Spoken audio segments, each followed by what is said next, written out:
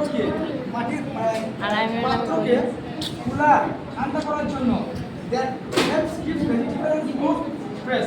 অর্থাৎ মাটির ঠান্ডা পাত্রটা ঠান্ডা থাকে এবং তার ভিতরে রাখা জাতীয় বস্তু ফ্রেশ থাকে, যেটা আমরা অ্যাক্টিভিটি এইটি করবো। অ্যাক্টিভিটি আমরা ফেরেস তো স্যার, ফেরেস। Bacterial sequence on a large earthen point, একটা লার্জ আর্থেন দেওয়া হলো, on a small earthen point একটা ছোট আর একটা ছোট আর্থেন পয়েন্ট দেওয়া হলো। ফুড স্যাক বালি দেওয়া হলো, ফুড স্যাক বস্তা দেওয়া হলো, বস্তা স্মল প্যাকেট অফ ওয়াটার এক বালতি পানি দেওয়া হলো। ঠিক আছে, এখন প্রসিডিউর কি বলছে? Seal the base of large সব রাইট। হয় এটা লার্জ পট, এটা কি? এটা একটা লার্জ পট, এটা লার্জ পট হলো। ঠিক আছে, এটা কি? এটা একটা লার্জ পট। ঠিক আছে, seal the base of the large pot with clay to avoid loss of water. এখন কি করা হলো? এটাকে সিল করা হলো, এটাকে নিচে দিয়ে কি করা হলো? সিল করা হলো, যাতে এখান থেকে পানি নিচে না গড়িয়ে পড়ে।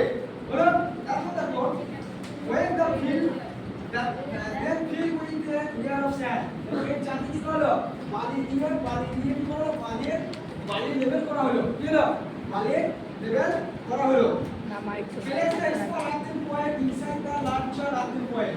অর্থাৎ এর ভেতরে আমরা কি করলাম? একটা স্মল আর লার্জ পয়েন্ট আমরা রাখা হলো।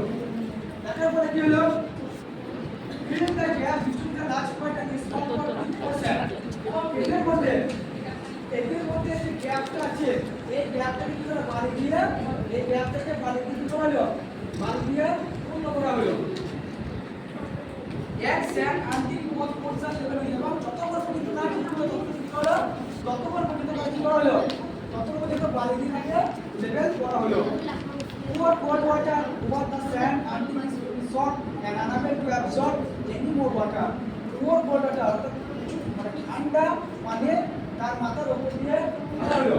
ঠান্ডা ওয়াটারের মাথার উপর দিয়ে এখান থেকে ঢালা হলো এবং ঢালা করে কি হলো? আমাদের বালি দিয়ে পূর্ণ করা হলো। এর যে ঝুঁকলো, এর উপর দিয়ে কি করা হলো? এর উপর দিয়ে ঝুঁকলো